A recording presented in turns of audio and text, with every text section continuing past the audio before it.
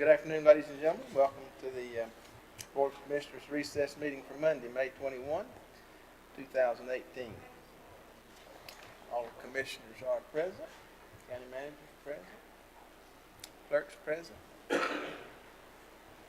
JR present. Is he here? No? This is mostly budget meetings. Okay. All right. Everybody wants to sit through here and numbers.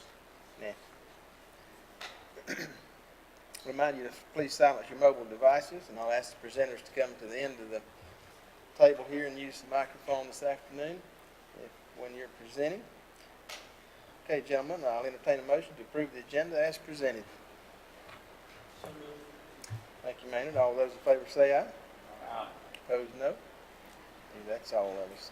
First item on the agenda is an item for decision. This comes from Finance Capital Project Ordinance for the Eckerd Creek Pump Station rehab and approval of advancing funding. That'll come presented by Paul Imes, Finance Director. Paul? Thank you, Mr. Chairman. I'm going to ask Miles, if he's here, to come up and, in case the board has any questions or anything. The item in front of you is more of a standard accounting function. The board may remember we had received notice the county was going to get a $1.6 million loan from Clean Water State Revolving Fund. And so that money has not come in yet, and my understanding is that the funds will not be released until the Local Government Commission approves the actual loan, and I'm not sure exactly when that's going to take place. Miles may can update us on that. But anyway, in order to facilitate paying some expenses that we're already incurring prior to that time, we're requesting two things. One, for an appropriation from the general fund, basically advancing $90,000 to, which is the estimated engineering cost, and allow the county to upfront that money, and then once the funds are released later, we'll be able to get that money back. And then the other part about this item is to approve the capital project ordinance that is related to that as part of the motion. So with that, Miles, if there's anything you'd like to bring us up to date on. Sure. The State Revolving Loan Program is a reimbursement program, and the reimbursement doesn't start until after you've signed the contract and awarded the contract to the low bidder.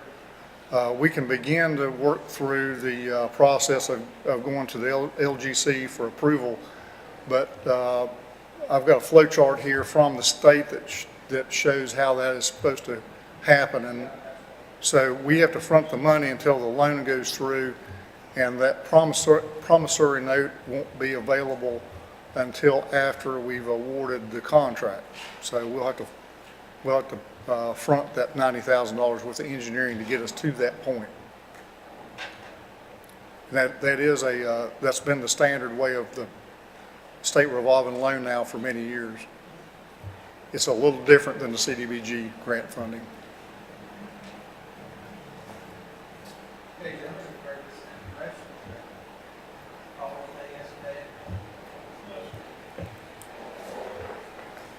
All right, with that, I entertain a motion to adopt ordinance 2018-05 and do what I asked everybody else to do. Mr. Chairman, I don't think we really have a choice in this. We really got to go ahead with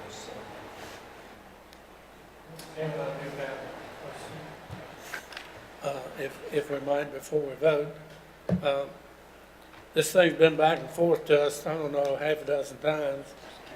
And 4 or 5 years ago, I think the amount was $500,000, but I did not have time to look it up this afternoon. And I guess I'd like a little bit of expanded information of why we need another $1.5 million spent on a project that we were told 4 or 5 years ago when we spent that $500,000. Excuse me. That was the end of it. And the second question I had on it is, I was involved in getting part of the right-of-ways for that system. and it's got 80,000 for surveying, and I just want an explanation why we're surveying when that was done in the beginning and should be paid for and ready to go on it. So, what kind of improvements are we gonna do for $1.5 million, Miles? This is a pump station rebuild and upgrade. It's wore out. It has been for a while. So you got pumps, motors, and appurtenances that go with that. It gets to be replaced. Then it's also a force main upgrade. So we're going to install a larger force main for that capacity. So the force main is where you get into the right of way and DOT encroachment issue there, not the pump station. How big is that? How we're going with bigger pumps? Yeah, that goes to from a 10 to a 12-inch force main. 2 inches. Well, 2 inches is not, is a little misleading. It's quite a bit of capacity in a 12-inch when you actually run the calculations.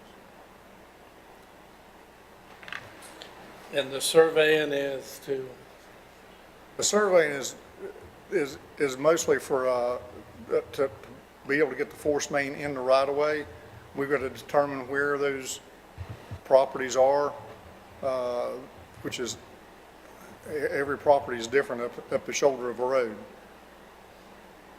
so the surveying is not for property lines, the surveying is the layman of that force main. Yes.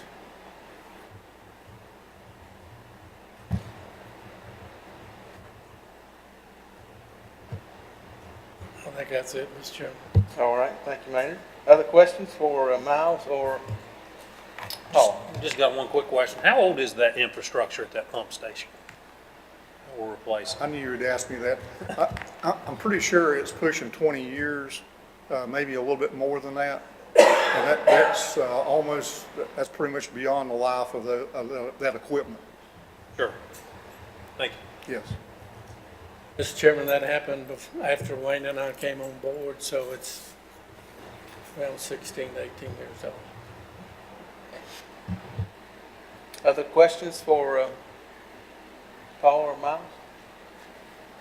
All right, hearing none, Wayne has made a motion to adopt ordinance 2018-05 and to appropriate up to $90,000 in general fund balance for engineering and other services related to the rehab of the Ecker Creek Pump Station utilizing Clean Water Management Trust Fund loan funds.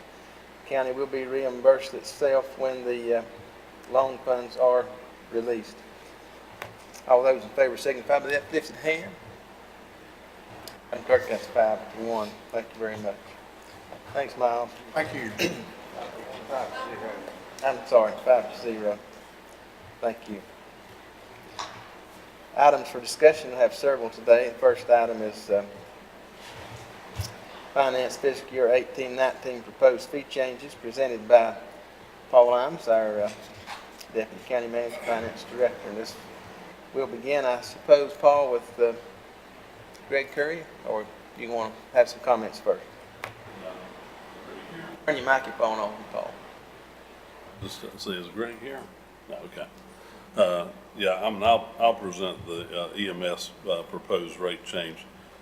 You may remember last year when we adopted the budget, for the first time in several years, we incorporated some changes to the rates, and with the additional costs that we're incurring, adding additional bases and cost of operations increasing, we again asked for a small rate increase, only a 2% increase in all fees except the mileage. The mileage is the one fee that impacts us, I guess, more than anything.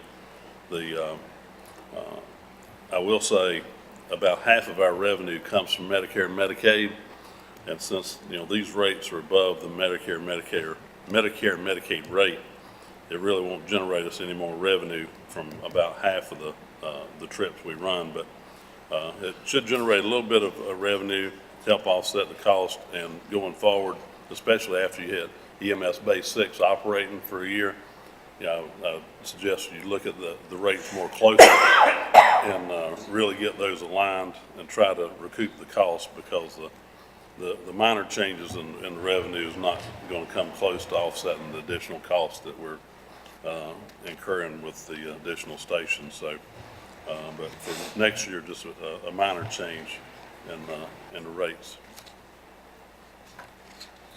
Okay, any question on this matter? Do we provide any input to Medicare and Medicaid to try to substantiate our cost and what we feel that they should be, or? Each year, through the County Commissioner Association, we go through a process where a company, Maximus, takes all our data on EMS costs, and they go through and get that information, send it to Medicaid, and we get an annual reimbursement of a cost settlement payment. It typically runs, well, this year is only $400,000, it's a little bit less. And last year we got over $500,000 to help subsidize the actual charges. So, but between, the cost settlement and the annual charges, we're still not covering the cost to operate the system. But there is, some, that's the only way we really get anything back other than through direct charge. Other questions, comments? Mr. Chairman, Paul, I don't know if you know or not, how are we aligned with other counties around us on those fees? Are we pretty close, or? Yeah, I think with the exception of Lincoln, where basically, everyone else is sort of in the ballpark. Lincoln has some of the higher rates in the region. So, Lady at my church told me hers was $700 and some to ride from lower end of Burke County down to Catawba Hospital. Other fees that would go on to this to make it, they get mileage on top of the fee, right? They get mileage. yeah. What else? Any shots, medicine, or whatever they use? Now, the one thing that a lady with our billing company and I have discussed is, a lot of people now are going to charging for supplies in addition to, the base rate and a mileage charge. Now, we haven't proposed to do that in this budget, but again, I think that's where we get into next year when basically all bases are fully operating and you see what that cost is running. Then, I think you should take a look and see if that's something you want to pursue, because a lot of people are going to charging for supplies in addition to mileage and a base rate. And even as much as that is, we still got to borrow a little from fund balance to make it balance, right? Yeah, I think let me check real quick. EMS. I looked it up, but I forgot what it was. Yeah, I think in the upcoming year,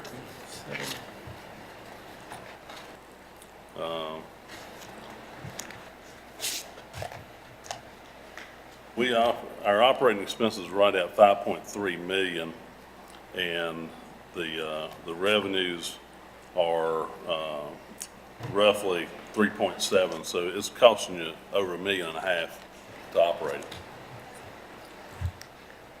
That's all I have, Mr. All right, thank you, ma'am. Any other questions on this matter?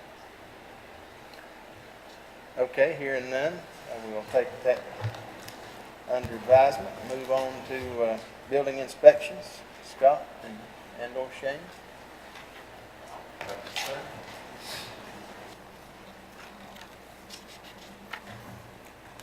Good afternoon, gentlemen.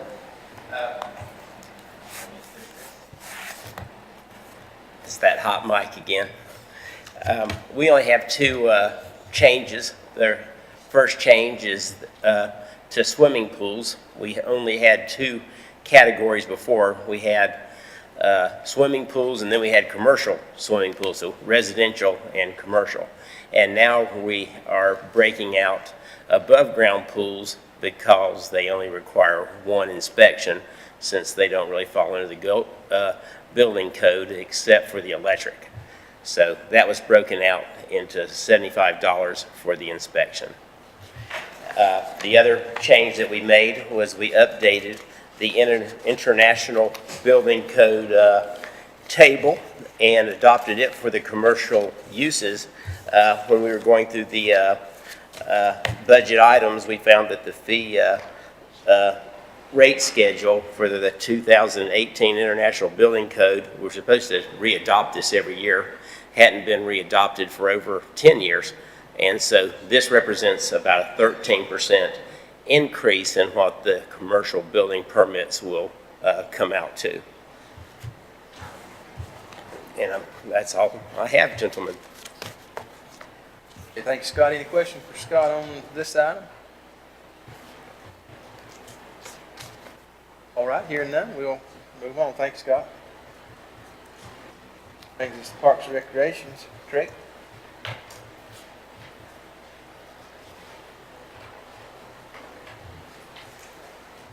Good afternoon. What I have is some fees that we get hit with on a regular basis that I had no fee for. So I decided it was about time to either update them and add them to it. But one we got was starting with the picnic shelters. I want to add $10 if they use the athletic fields along with that. If they just use the picnic shelter, the rate will remain the same. But if they use a field, then I want to add $10 to the use of the field for my guys just prepping the field and making sure grass is mowed and all that good stuff.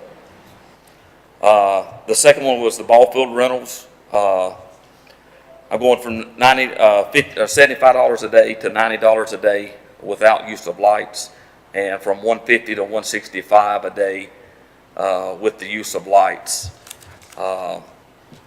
And also on that lines, we got a $15 an hour rate for teams that want to practice that do not participate in our county leagues. Reference back to travel teams that want to use our ball fields and that, and then plus if they can use them in the daylight, and if they want to cut the lights on, that's a $25 an hour charge for those lights to be cut on. And the last thing I got is we had a forfeit fee in place that never was working because it was kind of an administrative nightmare to administer, because what we did is we charged each team that come in the league $50, and then if they didn't forfeit any games, then we had to go back, and every community that didn't got a portion of that $50. So the county was writing a check to different communities, and that didn't work. So what I'm proposing is, if a team forfeits more than twice in a season, then we're going to impose the forfeit fee on them. That way, I don't have to reimburse them anything; they'll just owe me, and it's easier for me and Wes to keep up with. That's it. Questions for Craig on this matter? Greg, on the fee schedule, Yeah. field usage, Uh-huh. I think we've probably been undercharging from Oh what Lord, we've I can talked tell you, about. I went from eight surrounding areas that rent ball fields on the weekends, and we're still nowhere close to how high they are. But at the same time, I don't want to price myself out of it, because there ain't a lot of people dying to get in the Reek Park. But we have our reliable customers that I don't want to push them out the door somewhere else. So, Sure. But yeah, we're well below everybody else. I was thinking. Thank you, Greg. Yep. Questions? Mr. Chairman, Yeah. Greg, how full are we on that Reed Park? We were running 60% full. On booked weekends, Yeah. we had out of the possible 30, there's about 34 weekends a year that tournaments are eligible, and we had 31 booked as of. And when I say booked, that's not necessarily made, because during this time of year when they like to play, it rains. Seems like it only rains on Saturdays. So it's still doing very well. So yeah, it's still, that's like I said, and that's what Mr. Moley, I didn't want to run my good customers out the door by overpricing them, but hey, it's time. That price has been that way for 17 years. So. Other questions? All right, thank you. Thank Craig. y'all, guys. Next Next item is registered deeds. Afternoon.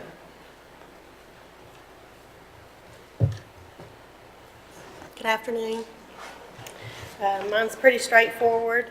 It's our printers that we have for the public use, and some of our miscellaneous office printers are obsolete now, and we've asked for some upgrades on our printers. The printers that are recommended by our IT department, in pricing those, the toner and ink cartridges for those are quite a bit more expensive than what we have been paying, and the state office contract on office paper has gone up as well. So I would like to take our plain copies from 15 cents to 25 cents to help offset the toner charge increase and the office paper increase. All right, thank you, Stephanie. Any questions for Stephanie on this matter? All right, hearing none, we'll take that as Thank is. you. Thank you. Brings us to general services, Miles Indoor Key.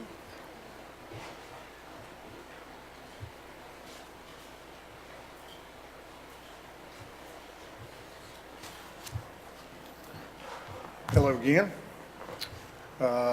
Just as a summary, our water and sewer rates are going to go up 5%, what we're proposing, and our solid waste fees are going to go up 4%. These are due to the cost of doing business. We've got costs in water and sewer for the electrical costs for our pump stations, whether it be water or sewer, cost of maintaining tanks, cost of our infrastructure, replacement of lines. Our repair items are going up every year. Solid waste, that one is mostly due to the requirements of the state for monitoring, and also we'll be spending money for state required upgrades to the landfills due to our methane gas ventilation systems. So that's, in a nutshell, what the costs are for.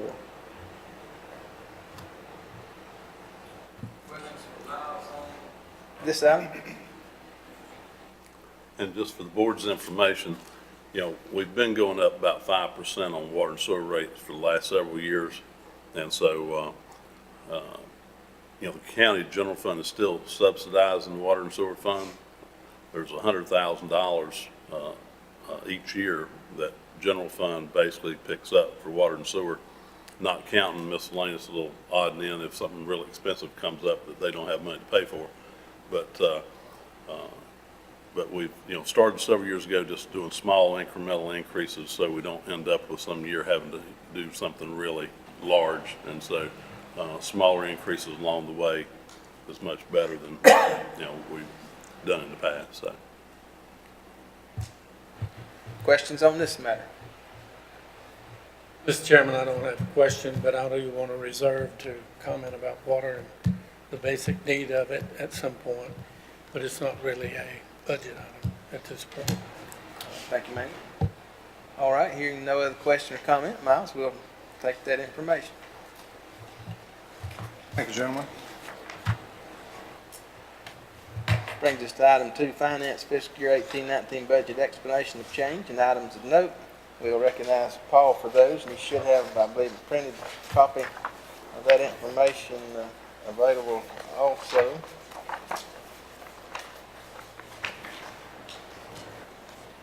Thank you, Mr. Chairman. This is sort of my, I guess, annual highlights or explanation of things that you'll see in the recommended budget.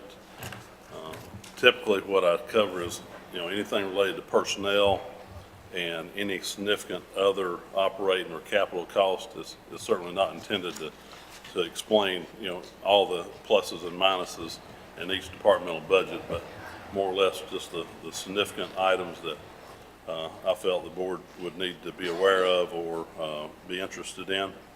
So I'm not sure, Mr. Chairman, how you want to do this. If you want to, as I go department by department, if you want to stop you know, and do them one at a time, or just wait till the end and field questions, whichever the board would like to do. I'll push that mic over just a little bit towards you. Toward me. Why don't we try it department at a time, Paul, and see how that goes? Okay. All right, the first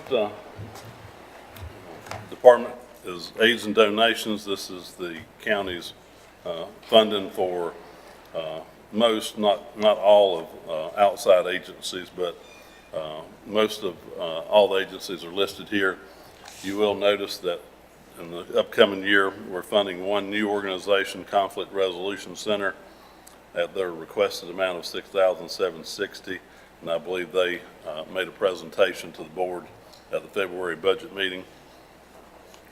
There's also increases in funding to the rescue squad, 10.5% increase, 10,000.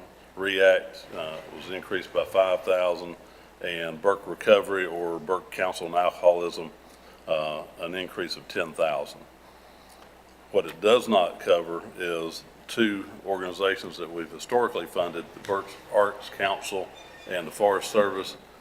They were not here to make presentations at the February meeting, so they have not been included in the recommended budget, but I think they are scheduled to talk to the board next week at the budget meeting about their needs. So,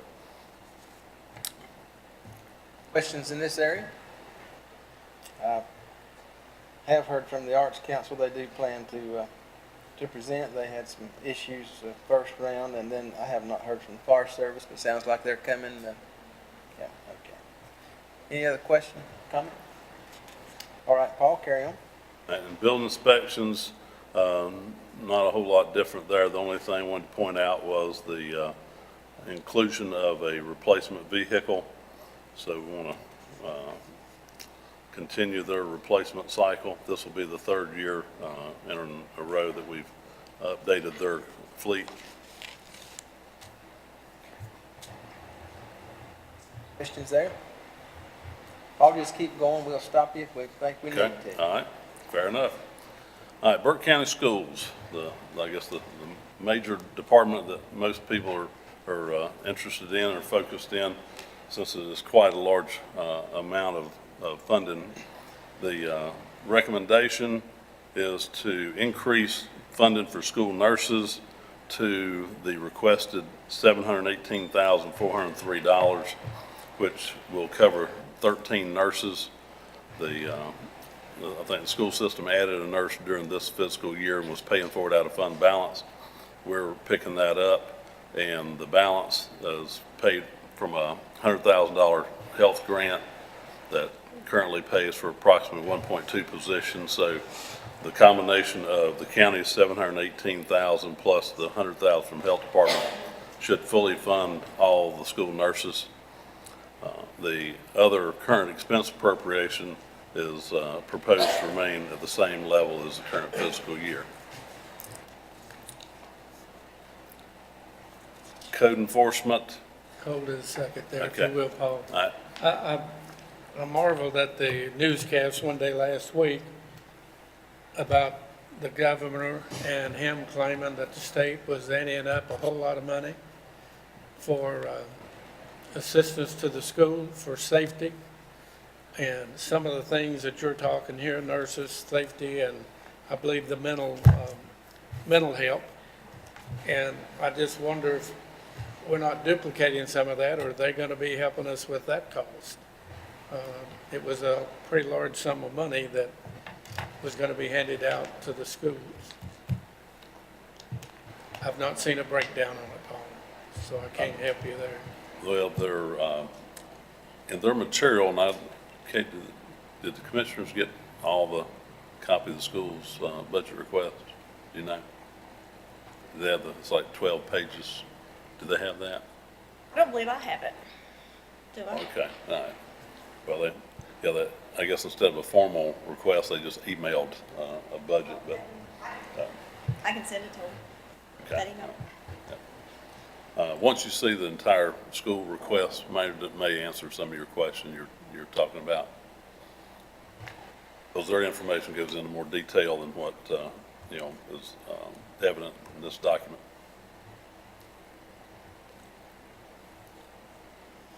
From the original, when we first set up the school nurses, in the end here, we're getting the, I mean, we had Blue Ridge paying some in their schools, and now we're the, Everybody has fallen by the wayside except the county. that's it. Mr. Chairman, let me back up and rephrase that a little bit. My concern, Paul, is that he announced a lot of counties were not providing that protection, and I don't think it's fair for counties who are providing that protection have to continue to pay theirs, and they're going to give it to somebody else absolutely free. So my reason for the question is simply, if they're going to do it, we don't need to do it, and we shouldn't do it, and we should let them supply ours just like they do every other county, so. Yeah, if you can find some more information on that, I'll be glad to take a look at it. Okay.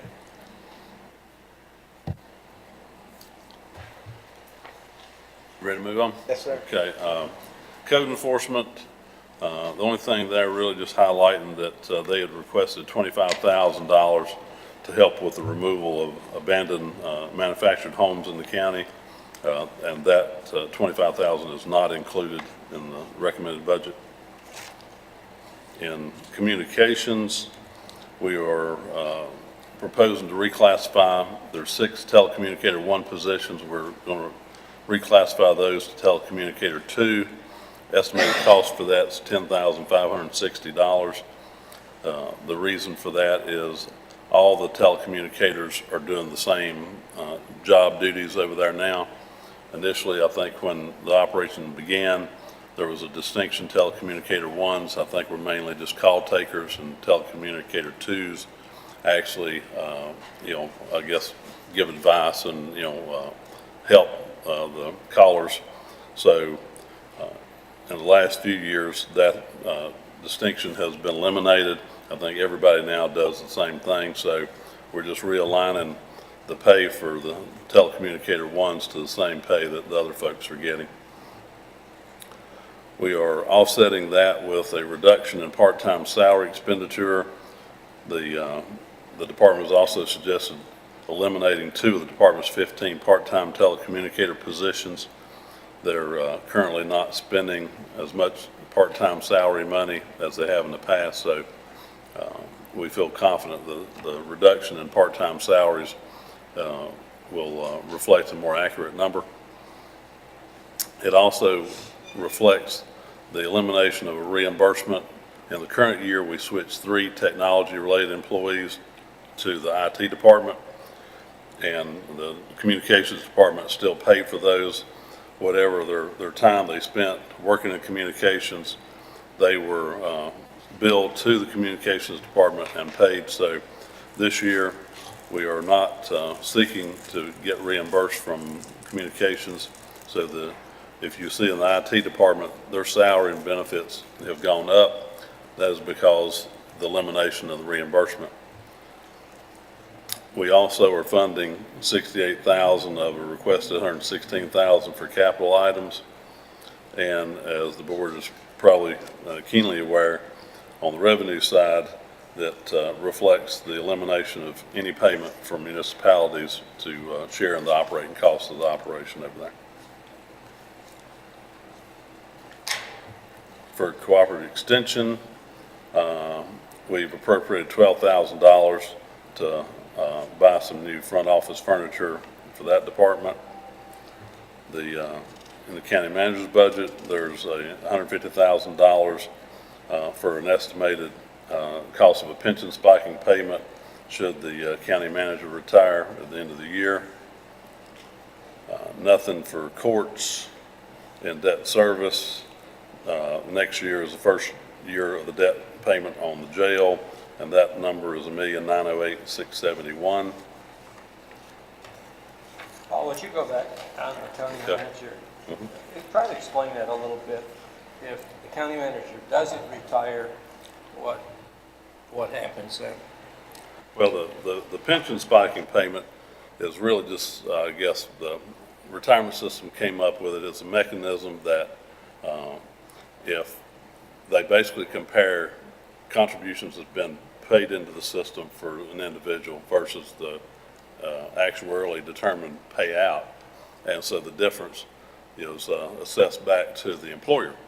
So now if, the manager was not to retire, we obviously would not have that payment. Of course, you may have it again later, whenever he did retire. So, I mean, that will come back if he would retire 4 or 5 years down the road then, or? Possibly. I mean, it's one of those things that every year the retirement system calculates it based on, again, what's been paid in, based on what they estimate, the payout will be over the life of the individual. So, and it fluctuates one year to the next. So, I can't say, how much it'd be, but, there's, it's always that possibility, I guess.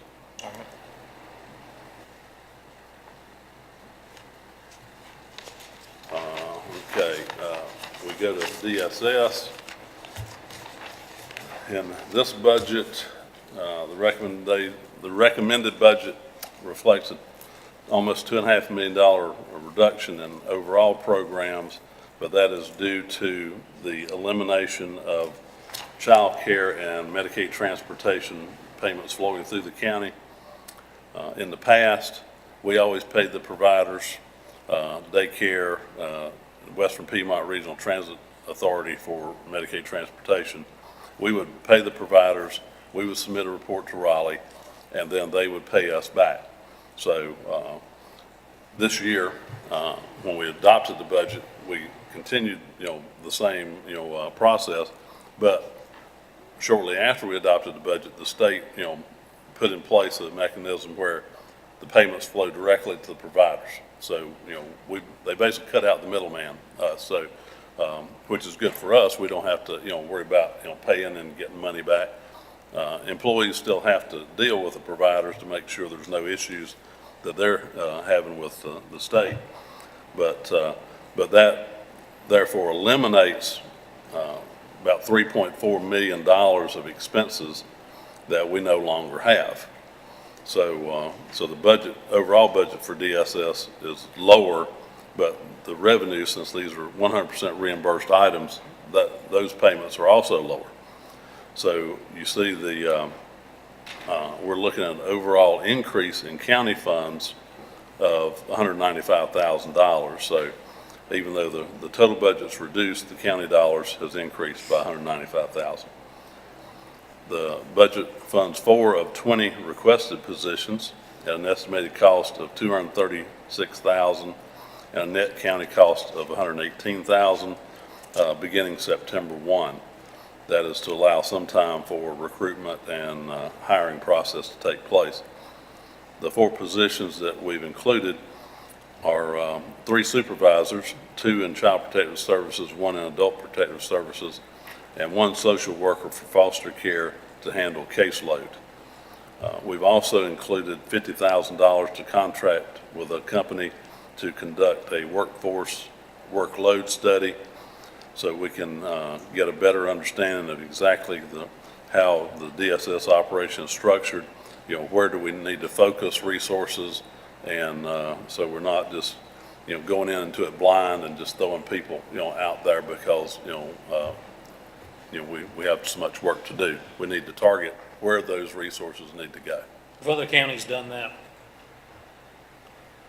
I don't know. I talked with Caldwell County, and they were being asked for 5 new people, and he was kind of amazed, like, when's this going to stop?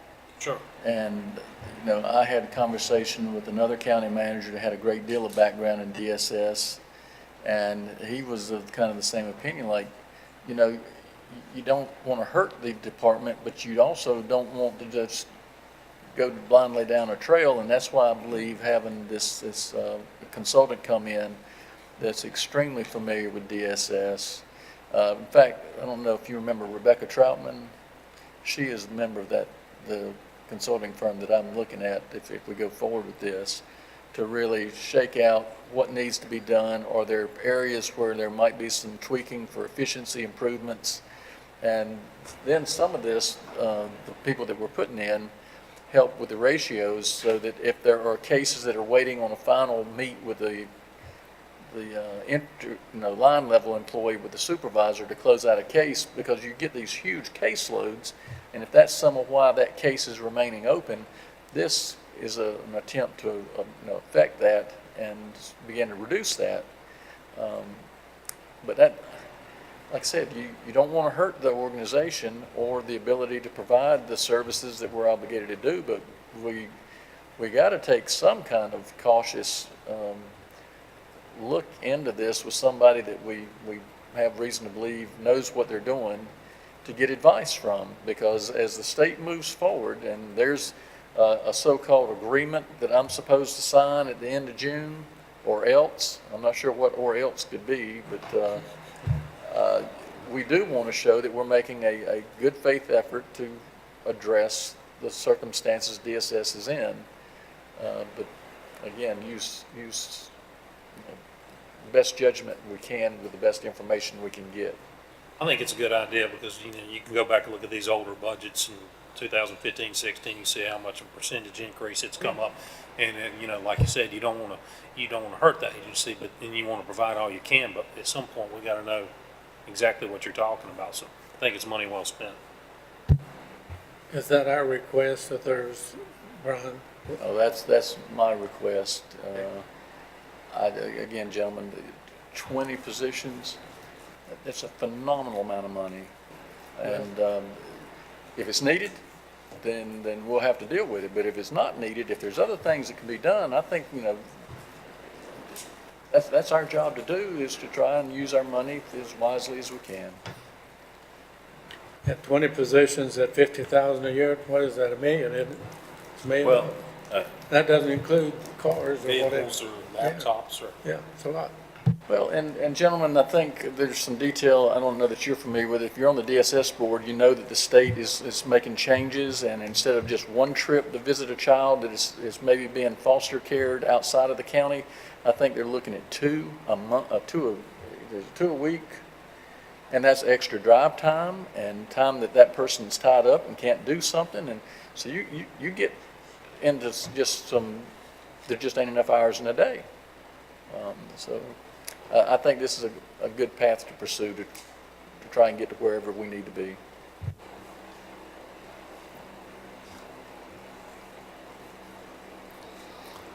We're also requesting $100,000 to purchase 4 vehicles, 2 to replace the existing fleet, and 2 to expand the fleet from 16 to 18 vehicles. As Brian was mentioning, when the workers have to go out more and more, especially out of county, then they need more vehicles available, dependable vehicles to get to those destinations and back.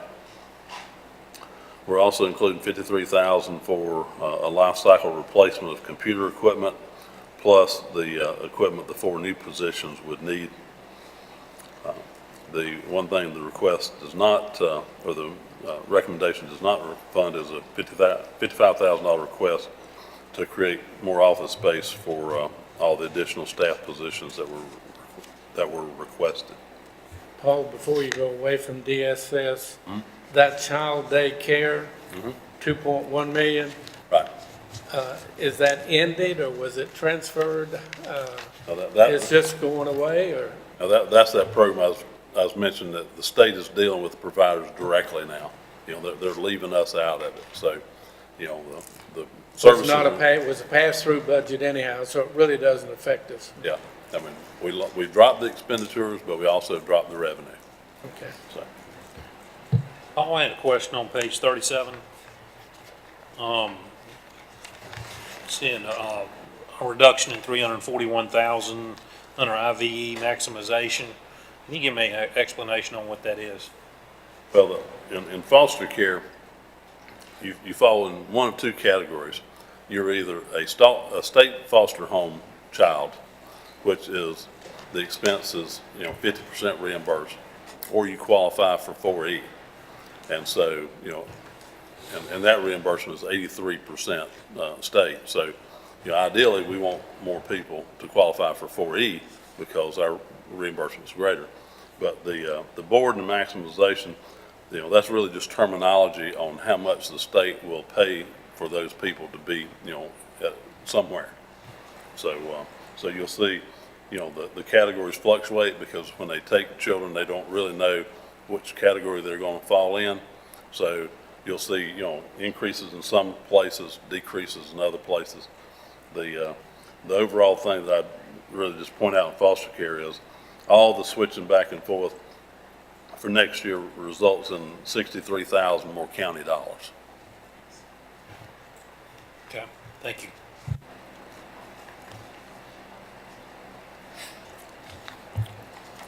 Moving on then to economic development. The budget does provide for first-year payments for both Meridian and molded fiberglass next year.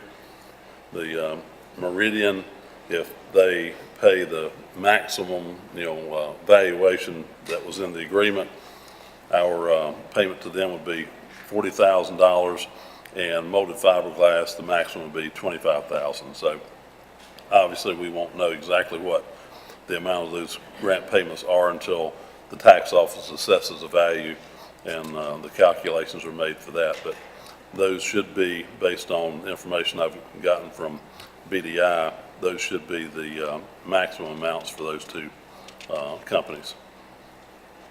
We've also increased the payments to Burke County Tourism Development Authority. As the board's probably aware, I know from, you know, some of the prior reports, you know, the board's heard the occupancy tax receipts, you know, have increased.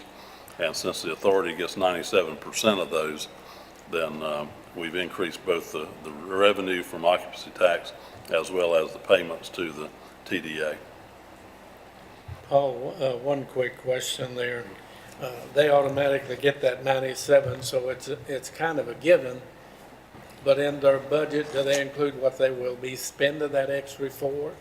And the second question to that, it might not be allowed, but I want to ask it anyhow. You know, should we reduce that to 95 and put 2% or whatever on building water for people who need it or whatever? That's, you know, find a good need for it. Maybe put it on Parks and Recreation. You can, Yeah. that's mandated by By the state? Yeah. Yeah, and that money that we get from that's based on a formula. They use sales tax receipts and whatever. I don't know how accurate that is, but that's what it is for every county when they figure that out every year. But I guess it's as good as you can do. Yeah, the authority, because it's a separate governmental entity, Right. you know, their board adopts their budget, and the legislative requirements is that a minimum of 2/3 of the money has to be spent on tourism-related activities. Now, you know, that's can't very go- broad, I mean. You can't blame them for protecting their money, but Yep. you can't blame us if we might have a better use. Yep. Well, that was the one, Maynard, if you remember going back to the beginning, it used to be 3%. And so the county was using the 3% amount to help offset our costs for economic development. Well, then some years later, the legislature, you know, I guess we requested that an additional 3%, you know, be added to it to go up to 6%. And so when that change was made to 6%, then our ability to use that money for economic development went away. It was taken away, and it had to be, you know, all spent for tourism-related things. So, but like I say, you know, when TDA gets the money, then they have to divvy it out and make sure that, you know, it meets the statutory requirement on how that money is spent. And of course, Morgan and Valdez get a part of that too, but the requirements are still the same. You know, it has to be spent minimum 2/3 on tourism development, tourism-related activities. So. Most of the counties are enjoying more money in that category when it says good, positive things about people wanting to come to North Carolina. And way back when the Lake James thing did, we included that in our plan that we presented to state, and Duke Power, and everybody else. Wayne, evidently it worked. The budget also increases funding to BDI, or otherwise known as Burke Partnership for Economic Development. It's a 3% increase to almost $223,000. And it also includes $25,000 in operational funding for VEDIC. In the current year, we did not include any funding. We did the prior year, but so next year we're including the funding at the amount of their request.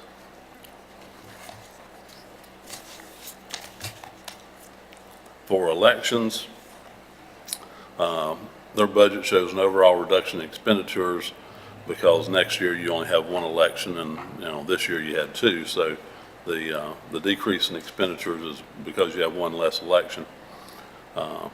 We have included $75,600 for the cost of conducting the general election in November.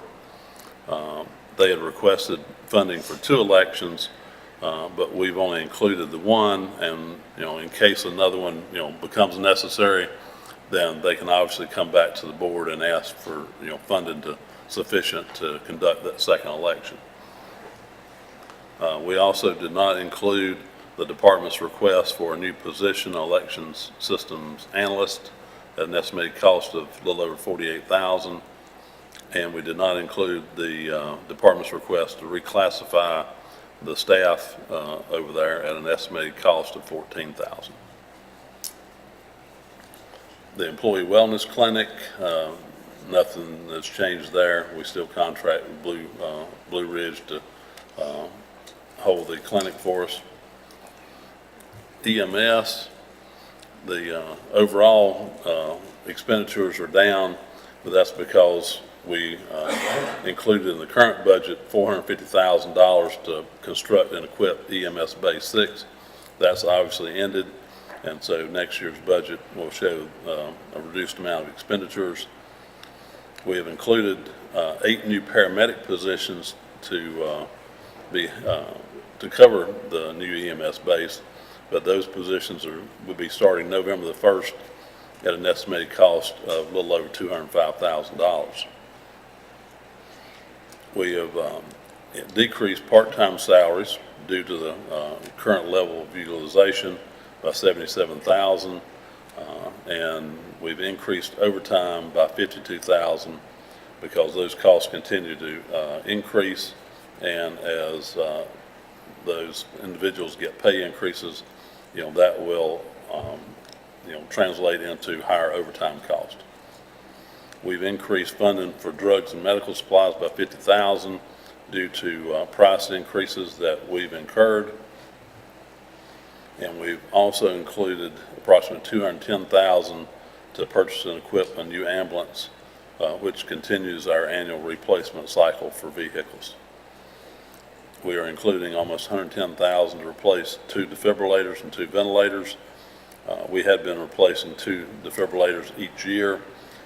This year we did not do that, so we took a year off, so we're looking at picking back up on the replacement for that medical equipment. We did not include funding for a $75,000 request for a new QRV, and as we've already talked, there's some minor changes in the fee schedule. Moving on to finance, the only thing I'm going to point out there is I've included approximately $11,000 to cover the cost for the 1 month overlap in my position for the month of July. For fire marshal, it's another one of those items where the expenditures are showing a decrease, but that's because there were some capital items that are not reoccurring. We had funded a storage building for $250,000, which we're getting most of that done this year, but we have included an additional $99,000 to complete that project in next fiscal year. We also did not fund a request for $36,000 for a UTV. For the garage budget, we've decreased the automotive supply budget by $100,000 to bring the total across all county general fund departments to approximately the same level as the current fiscal year. We've done rather well as far as being able to save money in automotive supplies the last few years, so the decreasing it to the current year level should be okay unless the price of gas just really goes up and remains at up for most of the year. Paul, what's happening with our tire stock now that Buff's out of business and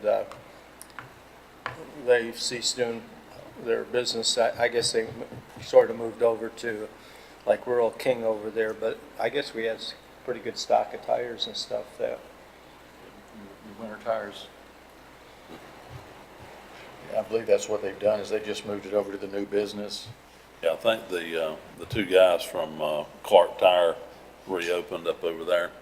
Yeah, I think Buff basically stored so we wouldn't have to, our tires, so when we needed. But that wasn't just winter tires, it was all our tires. Yeah, right? they basically, because we really didn't have a place to, keep any kind of inventory of tires, so we basically bought all the tires through Buff. But I don't know if Miles is still here. That's something we probably ought to look into. Yeah.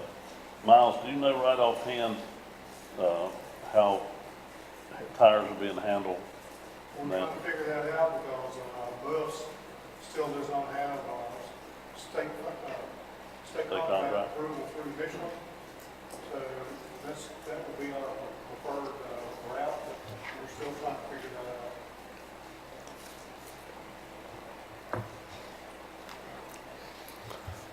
out. Moving on to the governing board, two items here. One is we've created a new pay scale for the position of vice chairman. Currently, the chairman has one level of pay. All the other commissioners have, a different level. So we're proposing that there will be added a step in the middle of the chairman and the base pay for county commissioners for the vice chairman.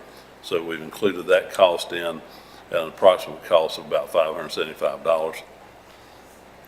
And it reflects another decrease in the overall expenditures because of the capital items that was included in the current budget that is not reoccurring in next year's budget. In the health department, we've got an overall $333,000 increase in county funds for all programs. We have a required maintenance of effort amount of $190,000. That amount is split equally between family planning and maternal health. We've included the requested reclassification for 3 positions that are individuals retiring, and the department is looking to restructure the department's management team. So the result of all that, even though the positions may be higher grades, there will be a savings of approximately $26,000 in those 3 reclasses. It does not fund a request for an additional environmental health specialist position at an estimated cost of almost $55,000, and it funds 1 of 2 requested vehicles for environmental health in the amount of $22,000. Part of the increase in the county cost is $39,000 for Medicaid repayment.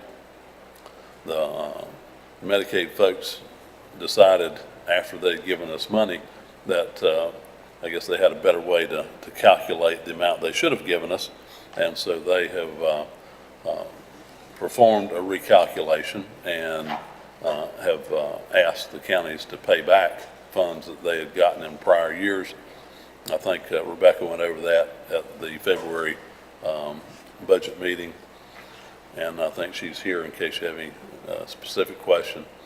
And then the other item is that we're increasing the cost of the contract with Blue Ridge Healthcare for a nurse practitioner to work in the primary care clinic and provide the sexually transmitted disease exam services. Total increase in cost of about $65,000. In human resources, we've included $13,500 to begin utilization of an employee assistance program. That's something that employees have asked for years, so we've incorporated that into next year's budget. And we've also included $6,600 to to contract for the paying class study of department heads as part of the HR department's year 3 review of the paying class plan.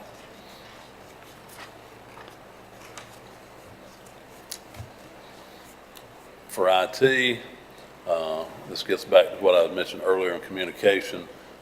There's just no reimbursement coming from the communications budget, so it looks like their salary and personnel costs have really gone up when in fact it's, personnel-wise, it's the same thing. It's just there's no transfer of funds between the two departments. We did not fund a request for an administrative assistant, an estimated cost of $44,500. We did include $25,000 to redesign the county's website, and we included the department's request for $21,500 to conduct network penetration testing. I think with the way everyone's concerned about keeping your data protected, that's probably money well spent. We did not fund a almost $230,000 request for the start of a multi-year project to redesign and consolidate data centers. But we did appropriate $46,000 to begin a replacement cycle for network switches. No real changes in Juvenile Crime Prevention Council. That's just a grant that flows through the county, same amount of money when we get in, we turn around and pay it to different agencies that are funded through the JCPC board. Land Record Management, no real changes there. In the legal budget, the current year was the final payment of the R.O. Huffman Center lease settlement. And then the library, we did fund a new library assistant, one position beginning September 1 at a cost of almost $30,000. That was a position that was requested last year with opening a new facility, but we delayed, hiring all those positions last year to make sure we got settled and we knew, more or less what the funding, needed to be. We've included $20,000 to replace the last HVAC unit at the Morganton Library. The city of Morganton pays half of the cost for that. We're also replacing 20 computers at the Morganton Library. Morganton does not participate in that cost. That's an estimated $20,000. Oh, quick question on the computers. When were they, how old are those that's in there now? I do not know right off the top of my head. I know we replaced several this year. They're the public Are we doing that computers on for a the public. 5-year plan? It's either 3 or 5. I'm not sure which the library is on. Steve? That is part of their normal replacement cycle. So these computers coming up are about 5 years old. Yes, sir.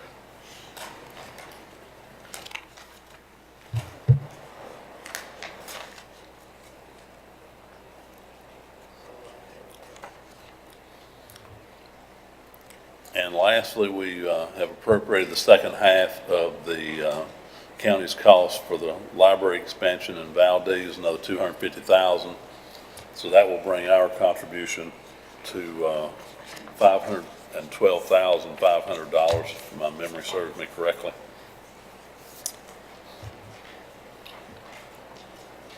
Maintenance and operations budget does not include a new position for operations manager at an estimated cost of a little over $57,000. It does include $100,000 to provide security upgrades for the registered deeds and tax collection areas. It does not include funding for building and parking lot improvements at Avery Avenue in the amount of $202,000, or a generator at Foothills Higher Ed Center for $140,000. We're continuing replacement of the HVAC units at the Ag Center, $30,000 to replace a 2,000 unit, and $15,000 for this building that replaces a 2002 unit. We have included $37,000 for a new service truck to replace an 11-year-old unit with over 100,000 miles. Medical examiner and mental health, nothing really to report there. Mental health receives the same $265,000 in funding that they received this year. Non-departmental, which is where the cost of pay increases, are budgeted. We have the second year of the HR department's review of the pay and class plan. The estimate from HR for the cost for that is $439,000. We're also continuing to provide funding for the staggered performance pay system, or the merit plan, whichever you prefer to call it. It's approximately $116,000 for that. $55,000 for the annual holiday bonus in December. We've included $234,000 for a 5% increase in medical insurance cost, as well as $524,000 for the estimated cost for retirees' health insurance. In planning, does not fund a request for a planning technician at an estimated cost of $48,000. We've appropriated $24,000 for a vehicle replacement with to replace a 2007 with 150,000 miles. We have included a $145,000 request for a covered bridge on the Fauna Flora State Trail, and $95,000 for a picnic shelter and vault toilet at the county park. They're shown as transfers to the capital project fund and the transfers budget. It did not include the $100,000 request for matching funds for possible trail grants, should they come about. In recreation, we've included $55,000 for a 30-by-60 maintenance/storage garage. I think you heard about that in February from Treg, but it does not fund a $140,000 request for additional field lighting at Reed Park. Register of Deeds, we're converting a part-time position to full-time at a cost of approximately $24,000. We are including the restoration of 9 volumes of historical records at an estimated cost of $25,000, and we're appropriating $10,000 for redaction and microfilming services. We're not including any funding for a satellite office location, but we are anticipating increased revenue based on current activity levels of about $50,000. The retired employees, which are the law enforcement employees, there's nothing to report there. The number of retirees is actually down for next year. So the senior center, First Morganton, we've included $30,000 for the department's top 3 capital items. So sidewalk repair, $15,000, replacing the heat pump, $6,500, and a camera system for almost $8,500. East Burke, we are including a request for a part-time office assistant position at an estimated cost of approximately $12,000. And in the nutrition program, we are reclassifying a part-time program assistant 4 to a nutrition program assistant. It's the same grade, and so there's no change in pay.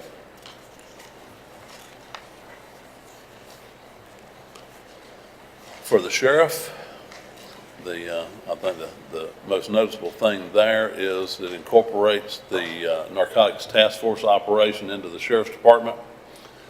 Personnel and operating costs of approximately $140,000. That funding is to be provided from assets from the narcotics task force.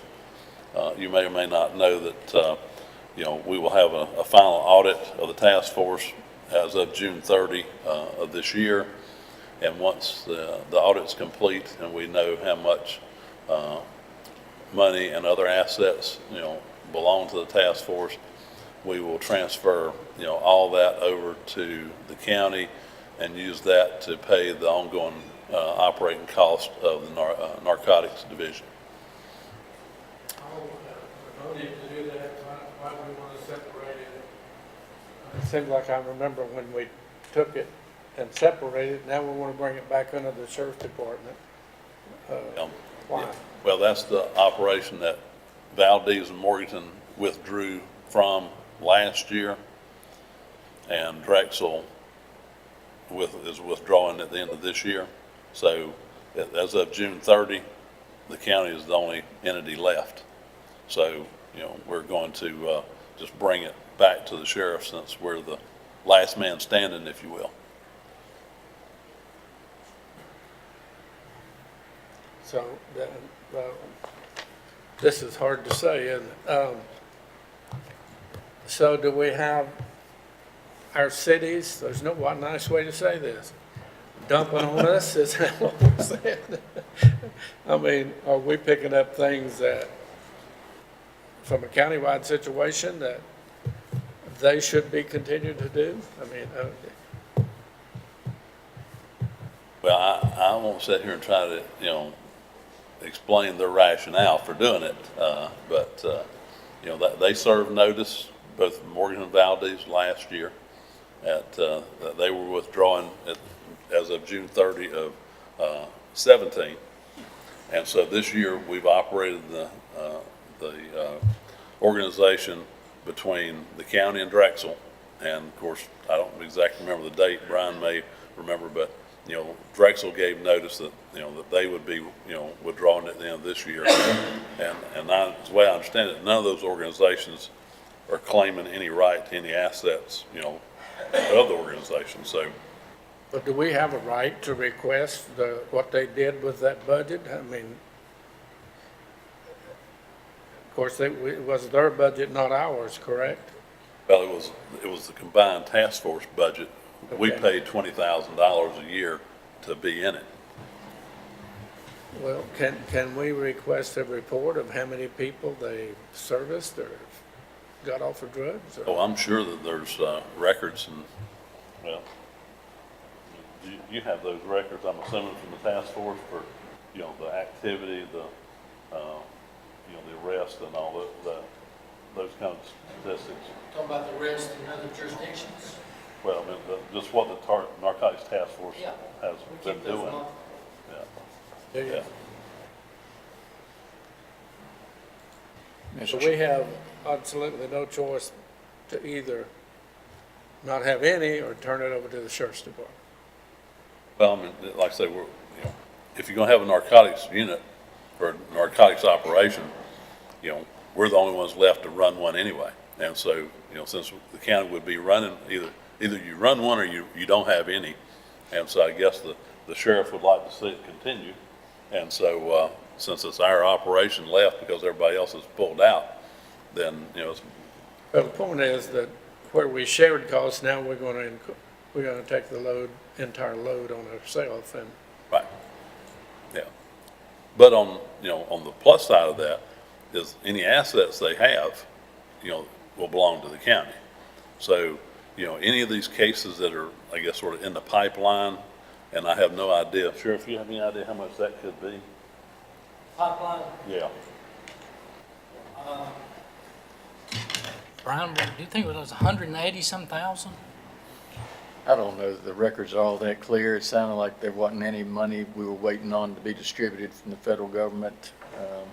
You have cash in the fund balance, but this is one of those that we enjoyed it, and here you go. Just like 911, it's on us, and you don't have any recourse that I know of. There's not a whole lot left for them to pull out of, Maynard. Only thing they can pull out of now, I guess, is the libraries. well, I'm kind of like the tourism committee. I want to protect my own money, don't want to see. I think one thing is important to realize, though, that Morganton, they had one person in the task force. Now, they were paying $20,000. That's something. But they're going to, I think, my understanding is they're going to hire another task force person, so they'll end up with two. And as far as the law enforcement part, we're working together. I mean, their officers still helping us We're working hand in hand with them, they're working hand in hand with us. The only one really that has an impact is Valdez was paying, I think they were paying like $20,000 too, and they're not going to have a full-time narcotics officer. My understanding is their detectives have been trained in narcotics, where they're going to be doing some of their own things. And we were already had 4 sheriff's deputies in the task force anyway that we're paying for out of Burke County funds, so that really is not a change. We're just continuing to use those 4 officers, specifically for task force. I mean, specifically for narcotics. Yeah, we actually, I guess, are picking up 2 additional personnel that was paid for from the narcotics combined budget. And, so now they'll, be 100%, sheriff's department cost. But as I mentioned, as long as, there's money that's left over from what the task force had, we'll use that to pay. Now, obviously that'll, dry up one day and it'll be all county money. So. And I think Burke County is the last regional task force that's in existence to our knowledge. All those task forces dissolved years and years ago. The only thing that's different, I think, that the police chiefs in Catawba County may have combined, and they're working together, I know, as a task force. Now that the new sheriff, he may combine with them, so I'm unsure what Catawba County will do. But as far as regional task force, Burke County was the last one that was in existence. Well, again, they just, hear or read anything in the paper about them where they made an arrest, they did this, they did that, they did correction. It's almost been a non-effect organization as far as results.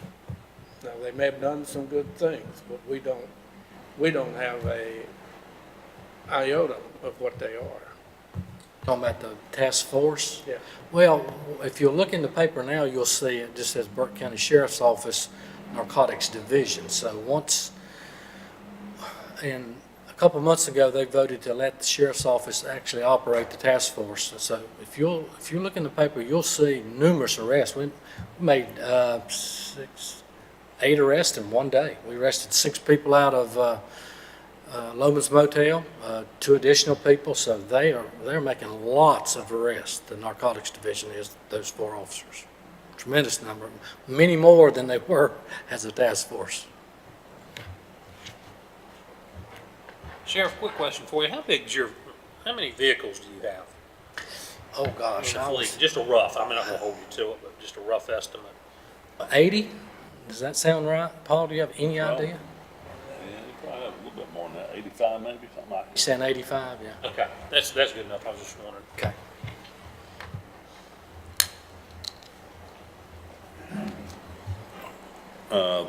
The recommended budget does not fund a request for 4 deputy sheriff positions at an estimated cost of $188,000. Does not fund a request to reclassify 11 detectives at an estimated cost of $26,000. And it does not fund a continuing $27,000 request for 24/7 legal services that specialize in law enforcement matters. It does provide almost $338,000 to fund acquisition and equipping for 7 of 16 vehicles requested, and it continues the annual replacement for radios, MDTs or mobile data terminals, and computers by appropriating $64,500 for the radios, $53,000 for the MDTs, and $21,000 for the 19 desktop computers. We've also included a little bit of money for furniture and to do wallpaper and carpet replacement. We've got $5,000 for furniture and $2,500 for wallpaper and carpet. But it also does not include a request for $205,000 for the first year of a 5-year agreement to outfit the deputies with body cameras and new tasers. Sheriff, is there not federal grants coming out for body cams, or have they told you yet? Yes, there's lots of grants and a lot of them. There's lots of grants, and most of them that we found were 50%. So I asked about that, and we didn't want to go into the process of doing a lot of work if you couldn't afford 50% of that. But it's not any that's fully funded that we know of. Some of the cost is not captured. The cameras are one thing, but it's the storage that really eats you up. And so in this particular budget, you know, they're great things to have, but I have to make a decision at some point what we can do and what we can't, and we're appropriating fund balance to balance this budget, and I just said, I can't feel comfortable doing it this year. Was there not something that I heard from the Sheriff's Association about a central repository to hold these films somewhere? Or did I just misunderstand I that? hadn't heard that now. Our last training conference was in early spring. We'll go back in July, so maybe I'll hear. I haven't heard anything about that. It's probably a good idea, though. You got 100 counties then that can come together and with 100 strong and probably negotiate much better deals. And I think the total request, because as I mentioned, this is the first year of a 5-year agreement, I think the total request under, I guess, the option y'all have investigated is more like a total 5-year commitment of like $600,000. So it's certainly not cheap by any imagination. And the reason we chose that company is tasers have a relatively short lifespan, and they give you new tasers. And if you have a taser that malfunctions, they don't fix it, they just replace it immediately. Plus, they will, anytime we get requests from District Attorney's Office or Defense Counsel for those body camera footage, they do that for you. So our IT or nobody at the Sheriff's Office has to do that. That's part of the agreement.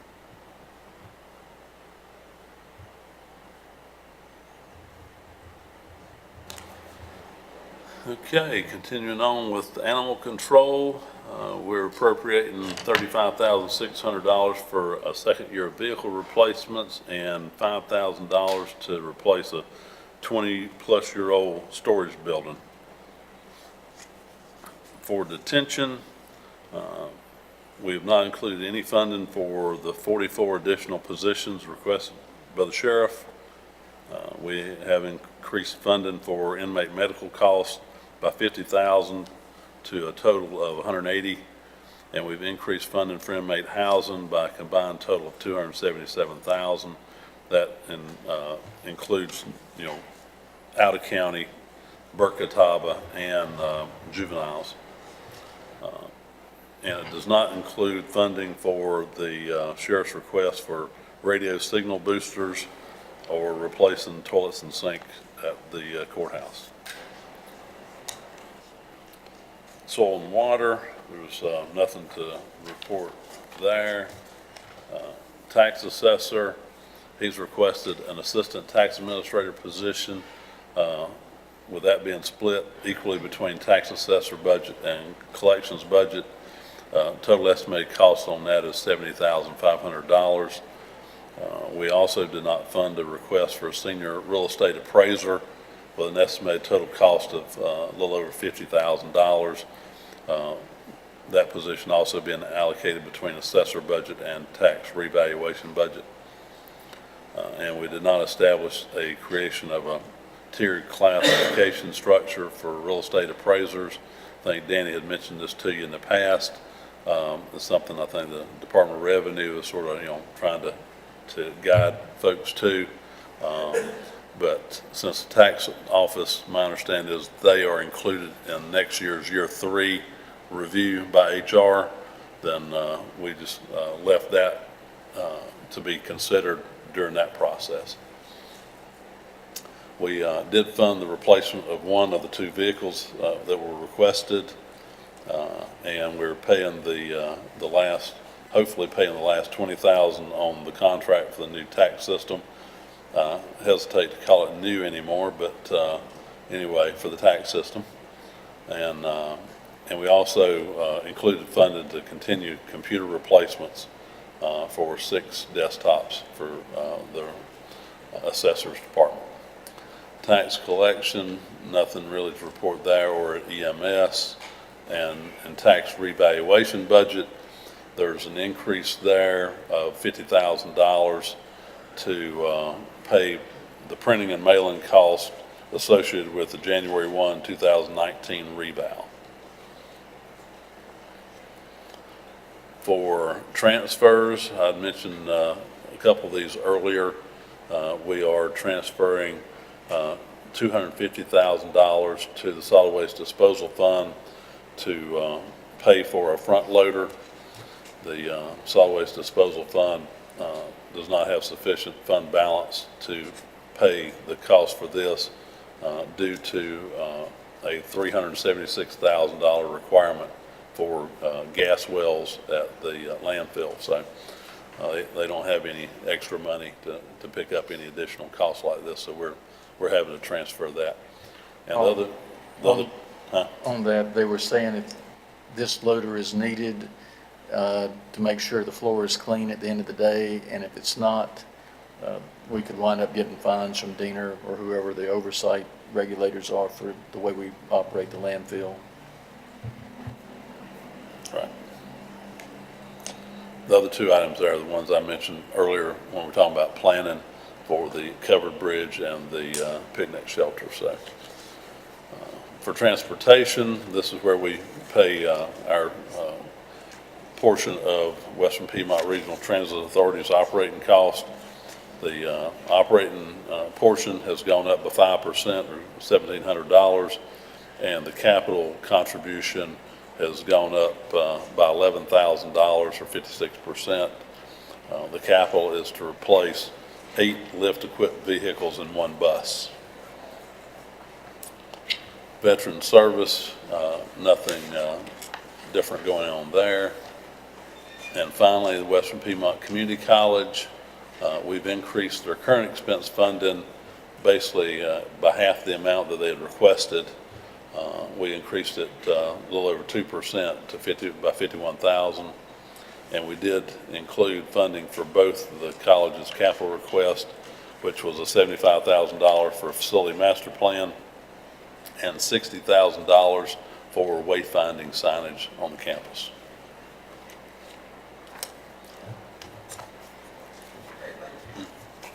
Thank you, Paul. Gentlemen, let's take a 5-minute recess and then come back and we'll take any questions you have for Paul and let Brian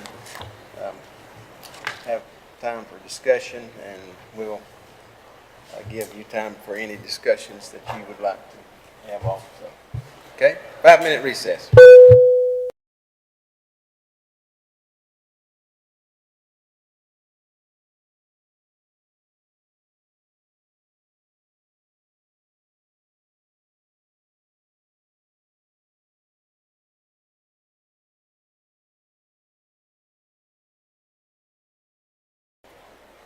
Okay, I'll call us back to order, and before we turn it over to Brian, I'll ask any questions on any of these items that Paul has just gone through, anything that you'd like to talk about or discuss on any of this 1 through 10 that we have just heard from Paul. I had a couple.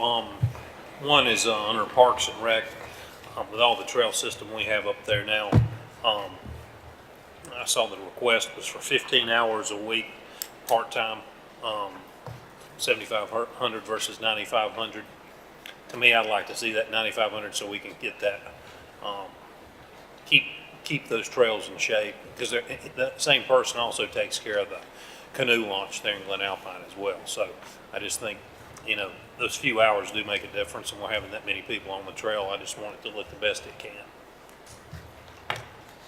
And then I had another question about code enforcement. You know, to me, I'd like to see some monies there for the removal of abandoned manufactured homes. I understand with the budget crunch, but, you know, we're talking about, some of the commissioners were talking about trash along the roads and things like that. Well, this kind of falls in the same category as far as, making the county eye appealing. I just think that's pretty important. And then the third thing, question I had is concerning environmental health. There's a specialist not being replaced, or was that a replacement position, or was that a new position? It's a new position. Okay. So how many positions do we have over there now in that specific? 6. Okay. All right. Thank you.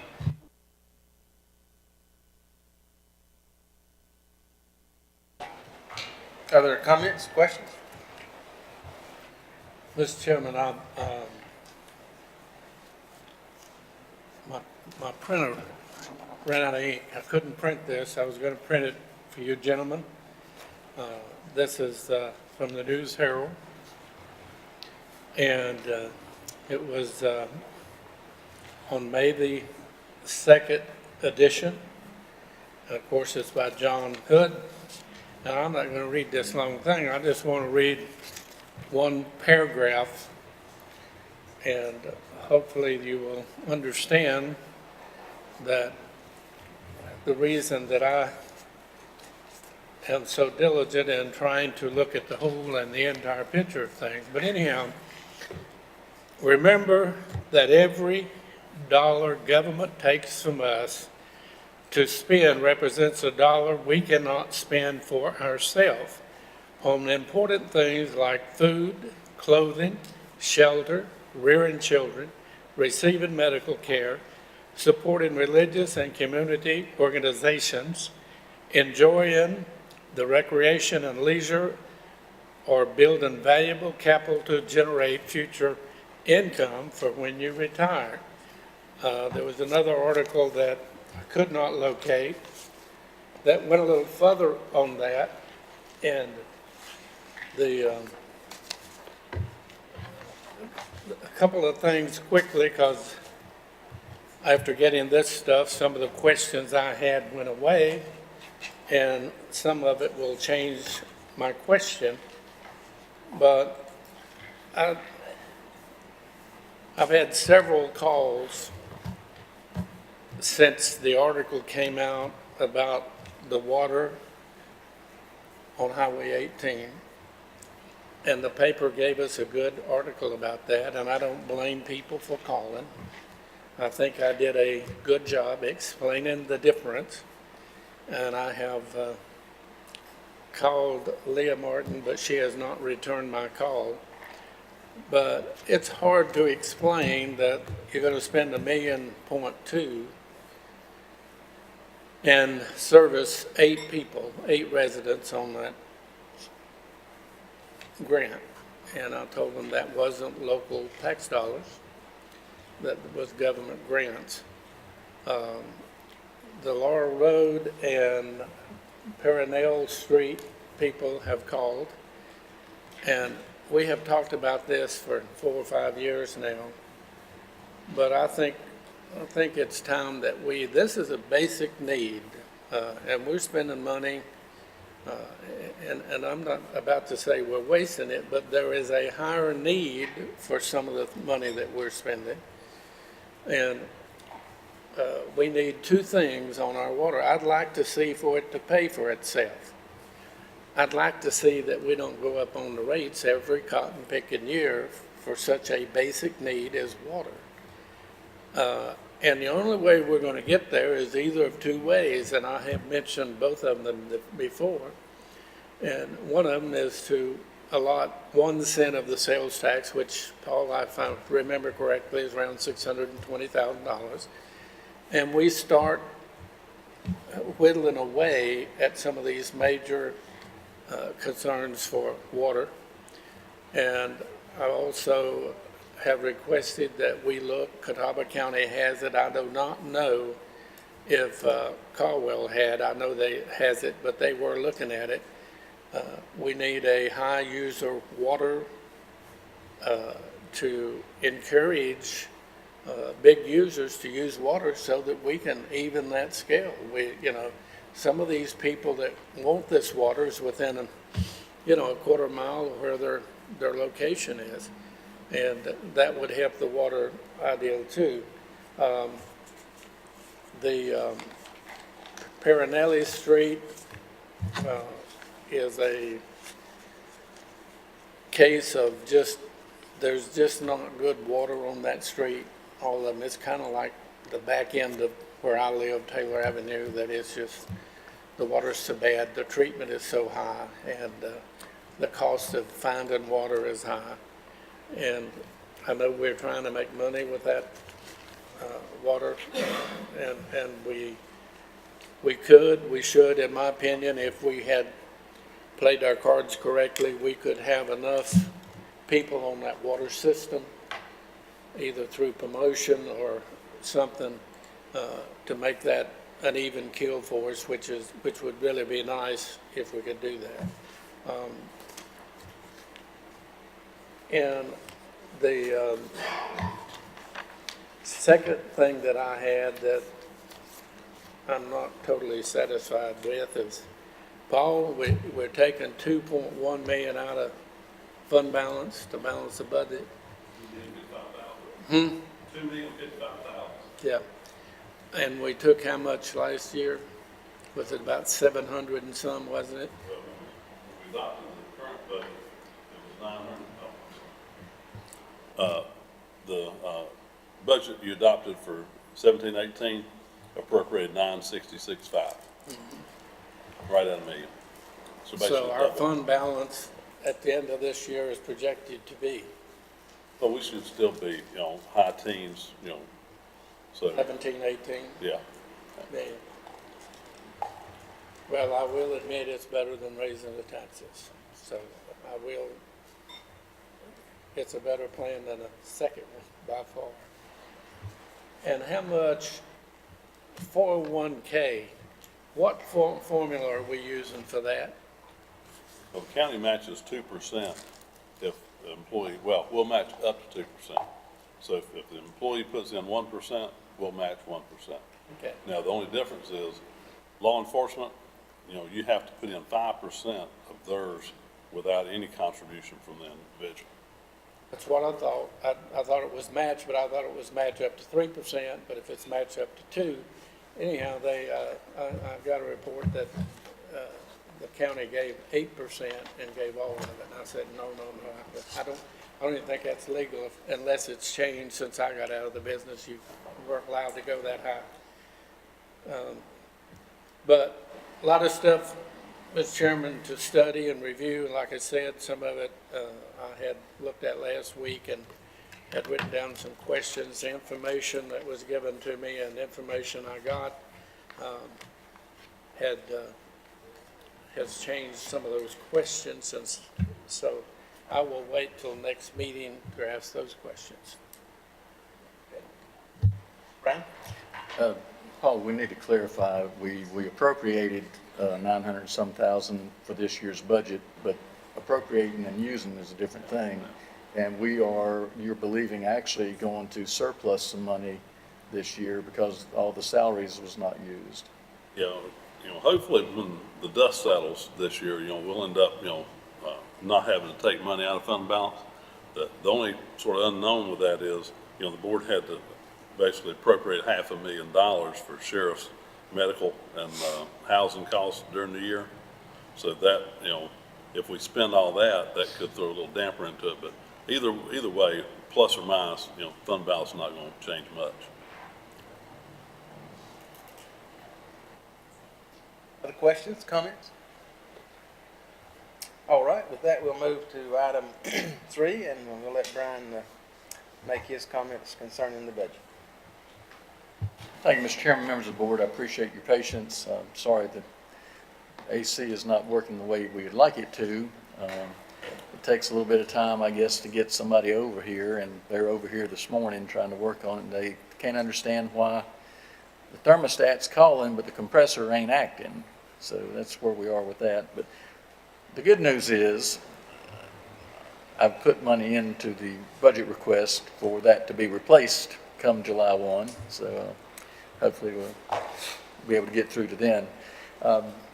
As you know, we're having to appropriate fund balance to balance this year's budget. And of course, there's a big difference between appropriating and actually spending.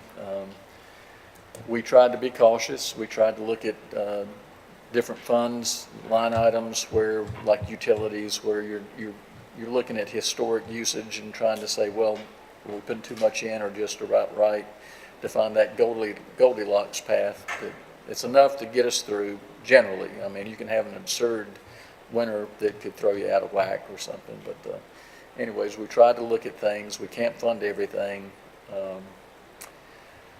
I tried to incorporate the input that I received during our first budget workshop back in February about what commissioners would like to see done, to the point I felt comfortable.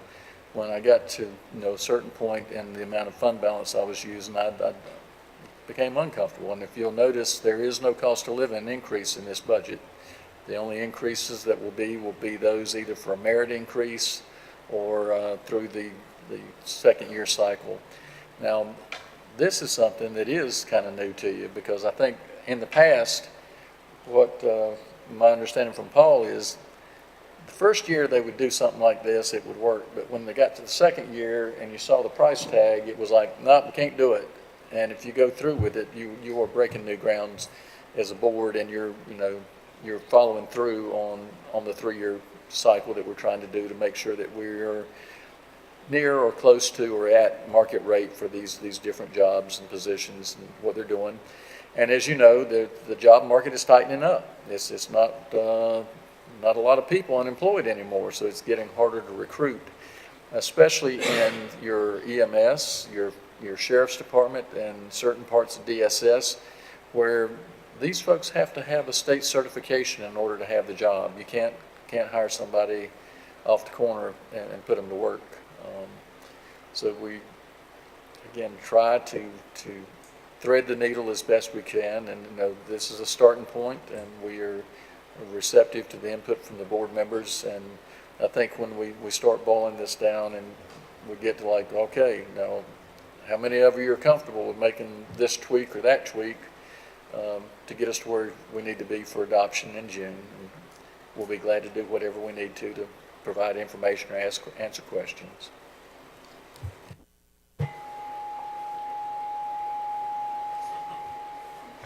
Okay, it's kind of spooky. Thank you, Brian. Any questions for Brian at this point, gentlemen? Now let me say, and just kind of echo what Brian just said. We are approaching, decision time, and if you have anything that's of concern, please get it before Brian, before the rest of us, so that we don't get a surprise somewhere along the way, and get everything kind of ironed out and be ready to go. We do have another budget meeting scheduled for May 29th, and at that time we'll hear from, remind me, Kay, Outside agencies, the fire department, human resources, any department that wanted a reconsideration. So I think it would be good at that time if we can be prepared to give Brian some direction on, particularly at that day, as to, yes, we'd like to do this, or no, we would not, or so that he can put the final touches on the budget for our June meeting. Any questions, comments from anybody? All right. Here none, I'll entertain a motion to recess to Tuesday, May the 29th, 2018 at high noon. All right, all in favor say aye. Aye. Opposed? That's all of us, Madam Clerk.